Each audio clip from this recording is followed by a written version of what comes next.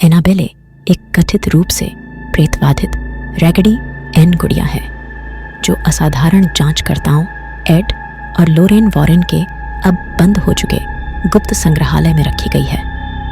1970 में कथित भूत प्रेत के बाद एनाबेले को वहां ले जाया गया था। गुड़िया पर आधारित एक चरित्र द कॉन्ज्यूरिंग यूनिवर्स में दिखाई देने वाले विरोधियों में से एक है।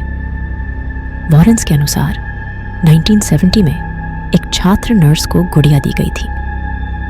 उन्होंने कहा कि गुड़िया अजीब व्यवहार करती थी और एक मानसिक माध्यम ने छात्र को बताया कि गुड़िया में एनाबेले नामक एक मृत लड़की की आत्मा का वास था। छात्रा और उसकी रूममेट ने आत्मा से ग्रस्त गुड़िया को स्वीकार करने और उसका पालन पोषण करने की कोशिश की, लेकिन गुड़िया ने कथित तौर पर दुर्भावनापूर्ण और भयावह व्यवहार प्रदर्शित किया। वॉरेन का कहना है कि यहीं पर सबसे पहले उनसे संपर्क किया गया था और गुड़िया को राक्षसी घोषित करने के बाद उसे अपने संग्रहालय में ले जाया गया था। गुड़िया कनेक्टिकट के मोनरो में वॉरेन्स ऑनकल्ट संग्रहालय में एक कांच के बक्से में रखी गई थी, संग्रहालय के बंद होने तक। टेक्सास स्टेट यूनिवर्सिटी के धार्मिक अध्ययन के सहायक प्रोफेसर जोसेफ लेकॉक का कहना है कि अधिकांश संशयवादियों ने वॉरेन्स संग्रहालय को ओनफिट शेल्फ, हेलोवीन कबाड़, गुड़िया और खिलौनों से भरा हुआ बताया है। ऐसी किताबें जिन्हें आप किसी भी किताब की दुकान पर खरीद सकते हैं। लेकॉक ने एनाबेले की मिदंती को पॉप संस्कृति और असाधारण लोक कथाओं के बीच संबंधों में एक दिलचस्प केस स्टडी कहा है और अनुमान लगाया है कि चाइल्ड्स प्ले, डॉली डियरेस्ट और दी कॉन्ज्यूरिंग जैसी फिल्मों द्वारा लोकप्रिय हुई राक्षसी गुड़िया की कहानी संभवतः रॉबर्ट द डॉल के आसपास की शुरुआती किंवदंतियों से उभरी है।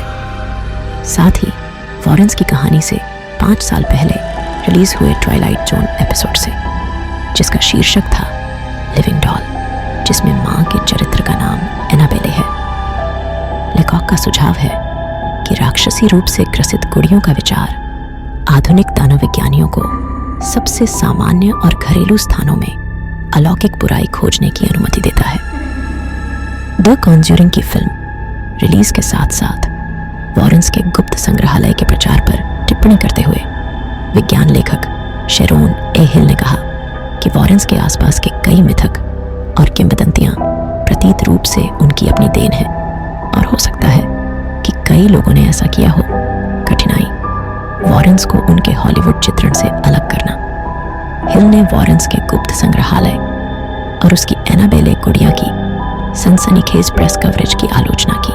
उसने कहा, वास्तविक जीवन के एड वॉरेन की तरह वास्तविक जीवन की एनाबेले वास्तव में बहुत कम प्रभावशाली है।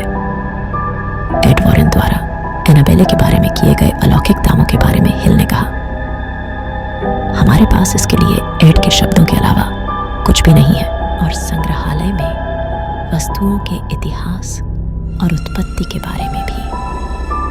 गुड़िया का वर्णन जेराल्ड ब्रिटल की 1980 में वॉरेन्स की जीवनी द डेमोनोलॉजिस्ट में भी किया गया था।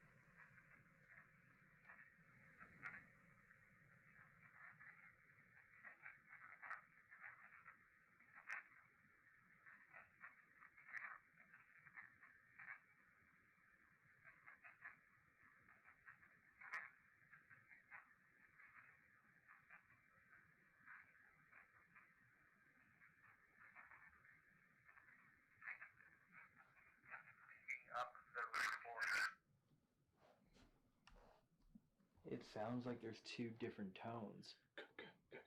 One's scratchier, one's got a little bit more, and one's a little bit more whispery. Yeah. Earlier,